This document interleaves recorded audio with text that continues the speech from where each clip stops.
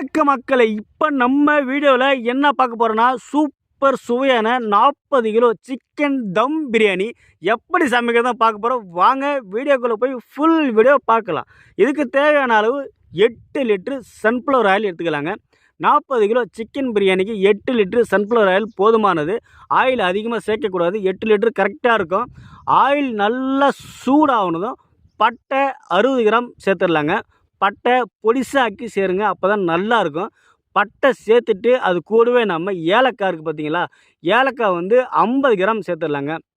ஏலக்காய் சேர்த்துட்டு அது கூடவே கிராம்பு வந்து 50 கிராம் சேர்த்துடலாம். கிராம்பு வந்து அதிகமாக சேர்க்கக்கூடாது. 50 கிராம் சேர்த்தால போதுமானது தான்.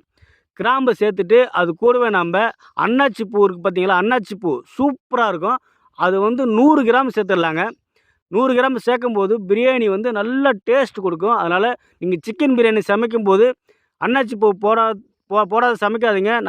அன்னாச்சி பூ போட்டு சமைக்கும்போது சூப்பர் டேஸ்ட் கொடுக்கும். பட்டை ஏலக்காய் எல்லாம் நல்லா பொரிஞ்சு வந்தோடனே 12 கிலோ பல்லாரி வெங்காயம் சேர்த்துடலாங்க. வெங்காயம் சேர்த்துட்டு அது கூடவே 1 கிலோ பச்சை மிளகா காம்பு கிள்ளி தண்ணியில் விட்டு அலசி எடுத்து வச்சுருக்கோம். இப்போ நம்ம 1 கிலோ பச்சை மிளகா சேர்த்துடலாம். பச்சை மிளகா சேர்த்துட்டு வெங்காயம் நல்லா பொன்னிறமாக வதக்கணும்.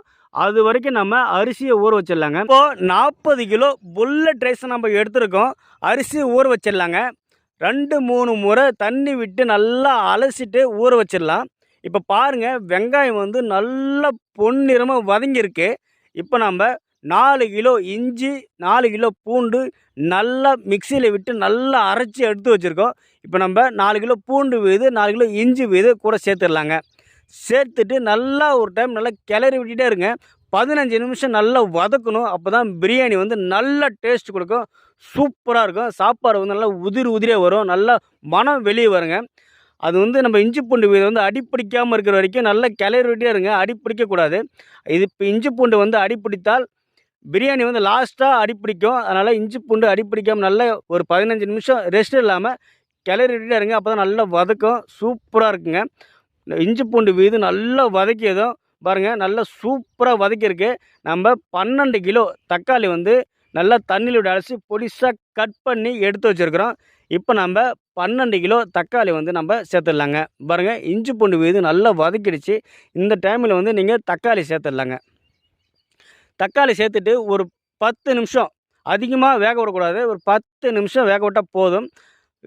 தக்காளி சேர்த்துட்டு ஒரு 10 நிமிஷம் வேக விட்டுட்டு அதுக்கு தேவையான தயிர், தக்காளி வதக்கிய பிறகு தயிர் வந்து 4 லிட்டரு சேர்க்கலாங்க. தயிர் வந்து நான் 4 லிட்டரு சேர்க்குறேங்க.